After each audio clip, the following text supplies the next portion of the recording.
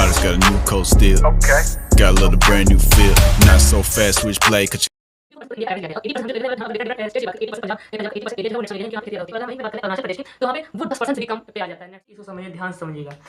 Soil as resource. ठीक, अब देखो, time and other forms of life on bed rock is the equal of मतलब soil. मतलब कि एक सॉइल को बनने के लिए बहुत सारी अलग अलग लाइफ्स और बहुत अलग अलग टाइप ऑफ कंडीशंस होती हैं और प्लस टाइम, ये सब मिलने का तब एक सॉइल 1 सेंटीमीटर बन पाई थी। सपोज कीजिए जैसे कि अगर हम माइक्रो ऑर्गेनिज्म बेड रॉक पे वो कर रहे हैं, मतलब उसको तोड़ फोड़ रहे हैं, डिकम्पोजिशन कर रहे हैं, तो उससे भी क्या कहते हैं वो टूट जाता है और उससे सॉइल मतलब वो ग्रेन्यूल्स बनने लगते हैं, फिर सॉइल बनने लगती है। और उससे टेम्परेचर की वजह से भी, रेनफॉल की वजह से भी उससे मतलब बेड रॉक्स हैं वो टाइनी टाइनी ग्रेन्यूल्स में टूट जाते हैं और वही सॉइल बन जाता है। ठीक, यही सॉइल का फॉर्मेशन था। ये सॉइल का फॉर्मेशन था। अब हम जैसे टाइप ऑफ सॉइल्स हैं, टाइप ऑफ सॉइल्स की एक मैं न्यू वीडियो बनाऊंगा, वो आपको कमेंट में मिल जाएगी आफ्टरवर्ड्स।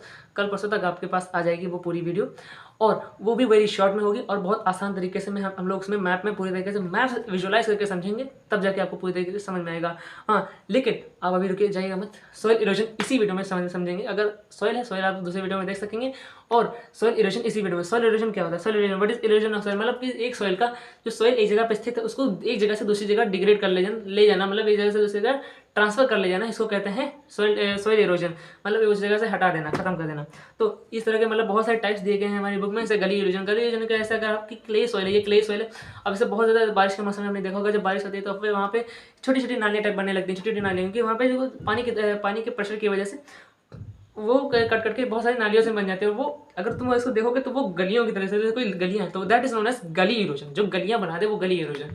क्ले सॉइल पे गलियां बना दे वो गली इरोजन। आफ्टर दैट हम आते हैं शीट इरोजन। शीट इरोजन मतलब पूरी की पूरी सॉइल की शीट ही पूरी इरोड कर देना। मतलब जैसे स्लोपी एरिया पे कस के बारिश होगी, बहुत जोर से बारिश होगी, तो फिर वहाँ की जो पूरी की पूरी शीट है वो पूरी शीट ही इरोड होकर नीचे चली जाएगी। तो जो शीट इरोड हुई है तो उसे शीट इरोजन बोलेंगे। अब ये मोस्टली हिल एरियाज में होती है, मतलब हिल एरिया जो ऊपर पहाड़ी एरिया उन पे। और फिर विंड इरोजन। विंड इरोजन वो टाइप ऑफ इरोजन है, कैसा अगर मिट्टी ढीली है, सूखी मिट्टी ढीली है, तो मोस्टली डेजर्ट एरिया में होता है। हवा चलती है वो पूरी यहाँ से मिट्टी उसकी वहाँ चली जाती है। मतलब डेजर्ट एरिया में देखेंगे यहाँ पे सैंडियम है, अगले दिन देखेंगे कहीं यहाँ सैंडियम बन चुका होगा, मतलब वही because of erosion, wind erosion की वजह से ये चीज़ें होती हैं। और वाटर इरोजन को पता है, मतलब पहाड़ी एरिया से वाटर गिरता है तो फिर वो काट के जो इरोजन है, इरोज मटेरियल ले जाकर डेल्टास में डिपॉजिट कर देता है, वो वाटर इरोजन हो गया। और ह्यूमन एक्टिविटीज़ की वजह से भी बहुत ज़्यादा इरोजन होता है। जैसे कि अगर गलत तरीके से प्लॉइंग की जाए, गलत तरीके से खेती की जाए, तो उसमें भी बहुत ज़्यादा इरोजन हो सकता है। डिफरेंट टाइप मतलब अगर गलत तरीके से प्लॉइंग हुई तो फिर मिट्टी ढीली हो जाएगी, या तो वहाँ पे बहुत सारे चैनल्स बन जाएंगे, जिसकी वजह से पानी की वजह से, पानी के बहाव की वजह से वो सारी के सारी मिट्टी बह के कहीं और पहुंच जाएगी। यही होगा मतलब रॉन्ग प्लॉइंग की वजह से। तो इसे कंजर्वेटिव मेजर्स के, what is the conservative measures which can stop soil erosion. Soil erosion को स्टॉप करने के लिए पहला है काउंटर प्लॉइंग होती है उस टाइप की, मतलब कोई हिली एरिया उसमें टाइप स्टेज टाइप बना दो, उसमें स्टेज टाइप बनाने के बाद जब पानी बहेगा तो फिर वो बह के मिट्टी को नहीं ले जाएगा, ठीक है, वहाँ पे पानी रुकेगा भी नहीं। उसके बाद आते हैं टेरेस फार्मिंग। ये भी वैसी ही दिखती है, मतलब काउंटर प्लॉइंग जैसी ही होती है, बिल्कुल सेम टू सेम, बट जैसे पानी रुक जाता है वहाँ पे, उनको पानी चाहिए होता है, इसलिए वहाँ पे सिर्फ मेड़ लगी होती है, पानी रुक जाता है वहाँ पे, लेकिन वहाँ पे मिट्टी बहती नहीं। वैसे ही ये अगर स्लोप है, मतलब ये अगर हिली एरिया, तो उस पर एक स्टेयर्स ऐसे स्टेयर्स बना देंगे और उस पर पानी बह जाएगा, ठीक है, स्टेयर्स बना देंगे। ठीक है, ओके। अब उसके बाद आ जाते हैं हम लोग स्ट्रिप क्रॉपिंग पे। स्ट्रिप क्रॉपिंग होती है, जैसे अगर ये पूरा खेत है मेरा, तो यहाँ पे मैंने खेती की, पूरे में खेत में लगा दी, लेकिन उसमें बीच में थोड़ी जगह छोड़ दी मैंने, और वहाँ पे घास ही लगी है, सिर्फ घास क्या करेगी, जब एयर चलेगी, हवा चलेगी, तो फिर जो पेड़ों के पास जो मिट्टी होगी वो घास रोकेगी उसको उड़ने से, वो उसको इरोड होने से बचाएगी। तो ये विंड इरोजन को प्रिवेंट करती है स्ट्रिप क्रॉपिंग।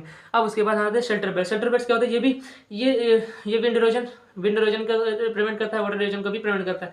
मीन्स अगर ये मेरा खेत है, तो यहाँ पे साइड में मैंने बहुत सारे ट्रीज लगा दिए, बहुत सारे, तो एयर चलेगी या फिर चलेगा, कुछ भी होगा, वाटर होगा, कुछ भी होगा, तो फिर वो उस वहाँ की मिट्टी को बाहर नहीं ले जा सकेंगे, क्योंकि ट्री उसको पूरा तरीके से चारों तरफ से रोक के रखे होंगे, उनकी रूट्स। अब यही हमारा शेल्टर बेड्स है। और फिर उसके बाद आते हैं, एक टॉपिक भी है, suppose there is written at topic like bad land. Bad land ऐसा मतलब उसमें बताया गया like bad land, what is bad land?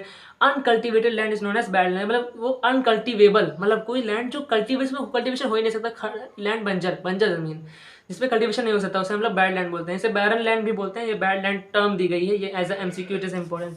And जो चंबल बेसिन एरिया है, चंबल रिवर के आसपास का जो एरिया है, बेसिन एरिया है, तो उस एरिया पे that area this bad land और barren land is known as ravines, RAVINES, ravines, ravines इसको कहा जाता है, ठीक है। तब तक के लिए कि जो टाइप ऑफ सॉइल्स है उसके लिए प्लीज सब्सक्राइब कर देना, and you will get the video of the soil type of soils in the comment.